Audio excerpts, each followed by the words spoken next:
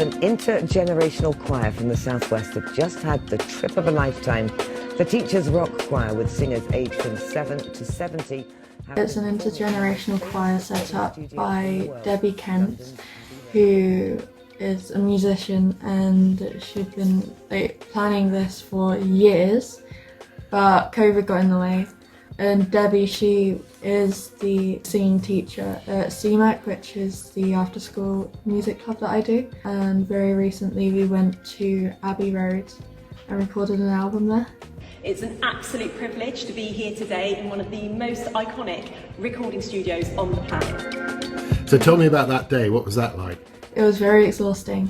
We had to get a coach from South Molton at about 7 o'clock in the morning, and we got to London at about 1 o'clock. So what happened as soon as you got to Abbey Road? We got off the coach and we walked across the famous zebra crossing, and we had Julian, who was our lollipop man for the day. And who's Julian? He's one of the members of the adult choir. And why is that zebra crossing famous? Because it's the album cover for one of the Beatles albums. And there were just 4 Beatles. How many of you were there? About 70. That must have taken some time. It was slightly time consuming, but yeah, we all made it across and back in good time. At one point, another one of the schools that's a part of this, Great Torrington School, one of the guys from them decided to do a conga line across the zebra crossing, which was quite funny to watch back.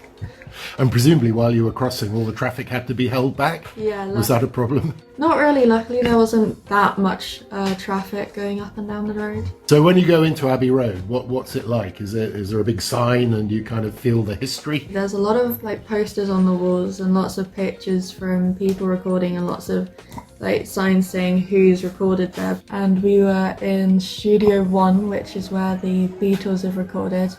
And I think it was Studio 2, which was our holding room where we could put bags and stuff in. And we were there for about 5 hours, just recording a bunch of songs.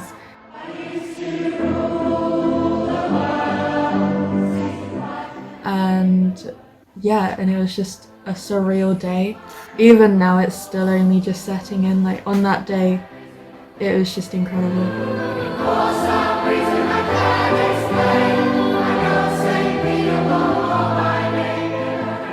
Looking at all the pictures of everyone recording there and seeing all the posters from movies and TV shows, etc., that have had soundtracks recorded there, it's pretty unreal to think I'm in the same building as, Adele or something. So who are some of the acts that have recorded there? Can you remember? The Beatles, Take That, Adele, Harry Styles, and One Direction. That must have been good for you because you're a big Harry Styles fan, Yeah. aren't you? Yeah. So had he recorded in that same room? Yeah, there's Could videos on YouTube. Are there? Yeah, there Could you feel the aura of Harry in the room? Totally. So describe what the setup is when you're recording.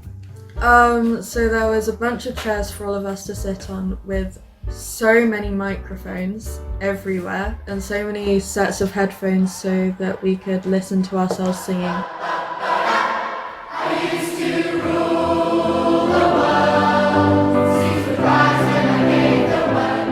There was a piano, there was setups for a guitar, there was, like I said, a lot of microphones, and then there was a bunch of studios where they could sort out the sound, where they could talk to us through the headphones. It was all very techy in there. So did you have to do things over and over again? Yeah, we did each song at least 7 times just to get the acoustics right and to get everything in time.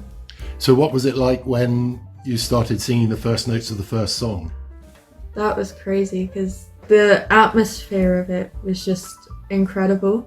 The acoustics in there were amazing, and hearing John on the piano and hearing Gary on the guitar, and there was a bunch of younger kids singing solos for the very first song. You light the sky up above me, a star so bright you blind and just hearing them singing their hearts out was just, it was so incredible. Did you get any feedback from the engineers there? Yeah, they gave some comments on like some of the soloists, and one of them was one of the guys, Peter, in like my sort of age range.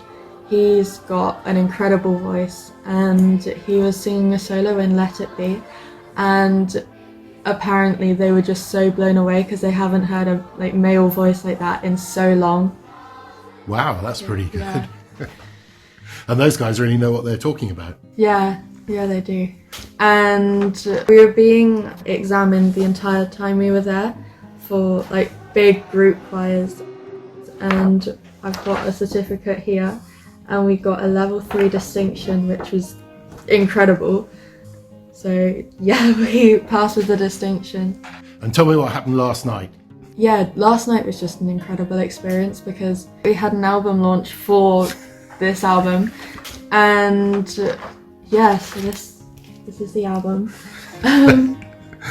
It's got a bunch of pictures of us from Abbey Road on the back, and it's obviously got all the songs on it. And yeah, last night we did an album launch for it where it honestly made me realise how much like time and effort Debbie's put in for all of this to happen for her and for all of us, because yeah. So. And tell me a bit about Debbie. She's very hardworking. She's really nice, but I think she's got a lot of stress going on it with her at the moment, what with Abbey Road and the album and just everything in this upcoming year that we've got going on, because we've got another concert in a couple months. But yeah, she's really lovely. And very inspirational. Yes, very inspirational.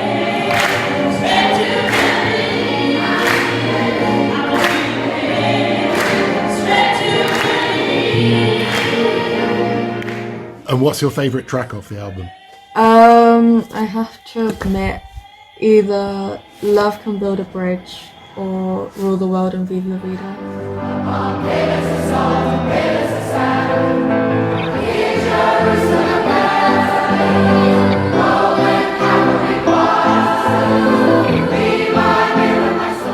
And when you look at the album, what are you going to do with that? Are you going to keep that for your kids and your grandkids? Definitely, I'm going to show it to whatever family I may have in years to come and say I recorded an album.